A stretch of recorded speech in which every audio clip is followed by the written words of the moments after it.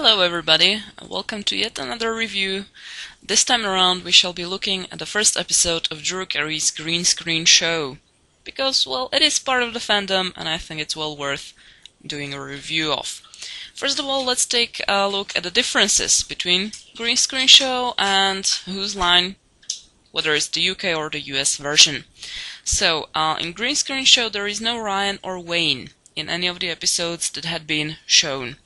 I think I have heard that Ryan was supposed to shoot for at least one episode, but it just has never been shown, but I don't know, don't take my word for that one. On the other hand, we have some new performers. We have Julie Larson, Jonathan Mangum and Sean Masterson, that we didn't see before, and we also have the return of Katie Kinney, who was in the first season of the US version of Whose Line. As for the show itself, it is more of a live show format than Whose Line had, because some of the games that are played are more for live performances. For example, they played Freeze Tag, even though that had been in the UK version of Whose Line. They also have New Choice, Sentences, which is pretty much an enhancement of Whose Line, one-syllable words, etc. On the other hand, they do not have games like Let's Make a Date or Party Quirks that generally needed some input from the producers. Even if they had suggestions from the audience, the producers still had to pick some. In here, nobody picks anything. If you have suggestions from the audience, even written suggestions, they use all of them and just choose at random. They also have, and what I very much love about the green screen show, we get to see the performers more mixed. So for example, if some people were fourth seaters in the US version of Whose Line, now they can perform together, which can be amazing, because many of them are just great together and we didn't see them performing together before. And also it's just everybody gets more of an equal opportunity to shine, whereas before it was more the golden trio, and the fourth one generally was just there for the guessing games and things like that.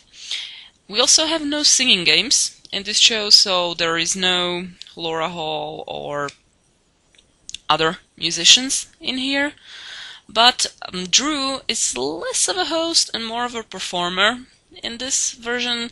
He still has a bit of host in him because he still introduces the games, introduces the performers, and generally picks the suggestions from the audience, but he quite often gets to play in the games and he's not always the one to call the games or to end them.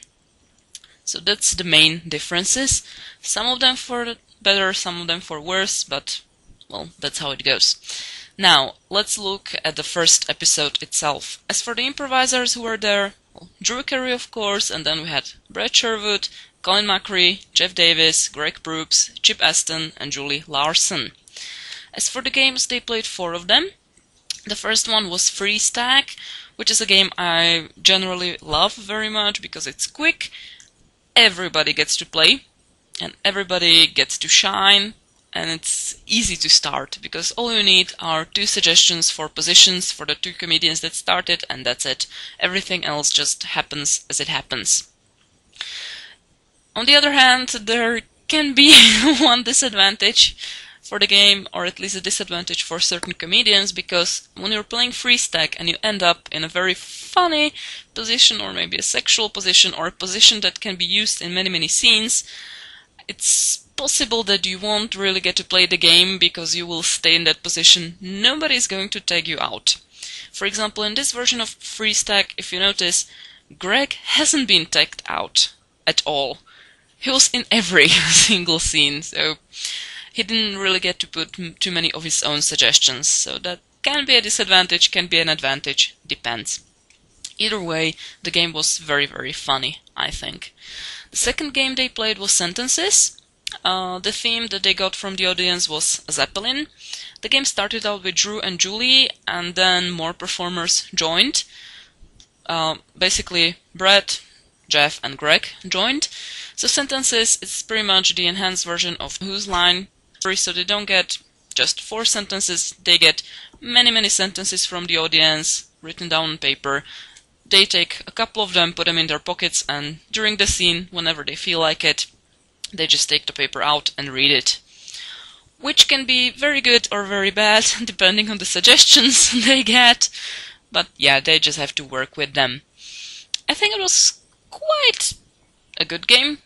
It wasn't the best, but it was still very funny, and I do have to give the props to the audience. Maybe it's because the game hasn't been played too many times by now, so the suggestions were fairly original and not too repetitive, which unfortunately can happen.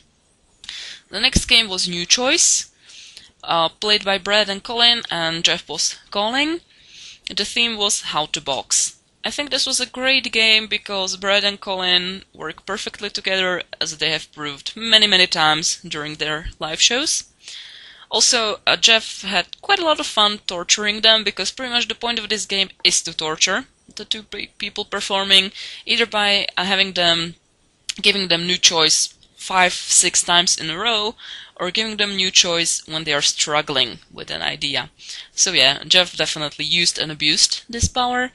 Also, bonus points, you can see just how funny this game was, not only because the audience was laughing and hopefully you were laughing at home when watching, but also the performers were just laughing.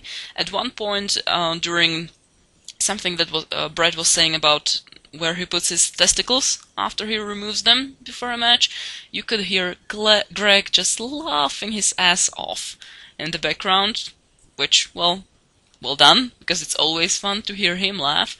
Also, there were sometimes cuts to Jeff, who was just dying in his place at some of the ideas the two came up with, especially at Colin's angry weasel face. So yeah, I would say that was a great game. And the last game was one-syllable words, which for me is an very hard and almost impossible game, because I'm not quite sure how syllables work in English, I have to admit. In my own language I'm fine, but in English I just can't work it out. And I've even met a couple of native speakers who don't always agree on syllables in certain words, so well, it's quite a difficult game, especially difficult when you only can use one-syllable words. The theme was racetrack. I think this game was also very funny. It was quick.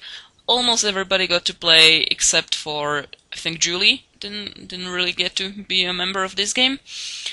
It's also fun to watch them try to screw each other over by making the others say words that are over one syllable. Especially Brett did this to Greg, and he tried to do it more often. Also, generally speaking, Brett is incredible at this game. There are a couple of games that Brett is just perfect in, and this is definitely one of them. So he won fair and square. So yeah, once again, I think very funny game. Now, as for the audience, on this episode, I think they were good. They had plenty of suggestions, and they were actually quite good at keeping track of the one-syllable words game. So yeah, I would say audience was good.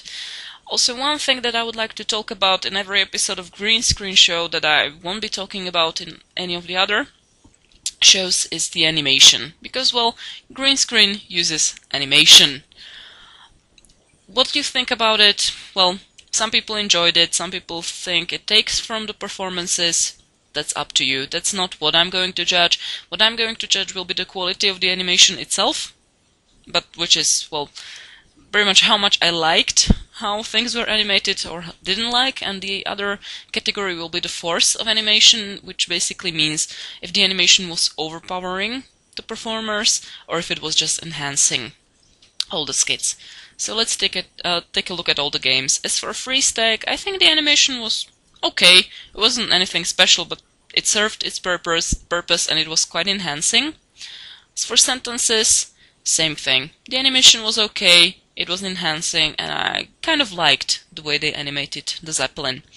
As for New Choice, I wasn't such a fan of the animation itself, so I would say that the quality was a little bit lower, but it was still passable, and while it was still more enhancing than overpowering, I don't know, in some situations it was too much for me. And one-syllable words, the quality was absolutely perfect, and it was incredibly enhancing because not only didn't it take from the performance itself, but it added even more things. Because whoever animated this skit has a great sense of humor and added quite a few additional jokes that the guys didn't come up with, far as I know. So the animation for this game, kudos to the people who did it, because it was absolutely perfect. Okay.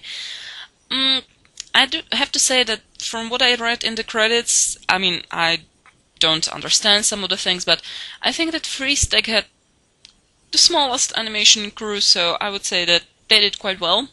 New Choice had a far too big crew for the quality, I would say. But yeah, there you go. As for the final notes, I think the animation can be a good idea. It depends on how they do it. Sometimes the animation is absolutely great with certain games, sometimes I didn't like the animation at all in later episodes, and then it definitely took something from the performances. So yeah, I'm more in favor of the animation. I think it was a neat idea, but sometimes it's not so great. As for missing Ryan and Wayne, I mean, I love them as performers, but well, I can live without them. Kill me, all you fangirls and fanboys, kill me for saying this, but I can survive without seeing them perform. And I love the fact that some of the other people who didn't get so much space to shine now have an opportunity to shine in this, and that we just see people mix more, and that we see games when more people can join. For example, Freestack, where everybody gets to play, and I just love that. As for the first episode, I think it was a solid episode, first episode, because it showed how this works and how it can work. They definitely had good animation. For this episode they had great improvisers, not that the other don't have great improvisers, and the games were funny, quick. I think it was a well-rounded episode and definitely interested me in the show. So I would have to say, first episode of Green Screen Show, well done. So yeah, that's pretty much it from me, and I would love to see and hear from you later on with the next review, whenever that shall be. So yeah, see you, bye!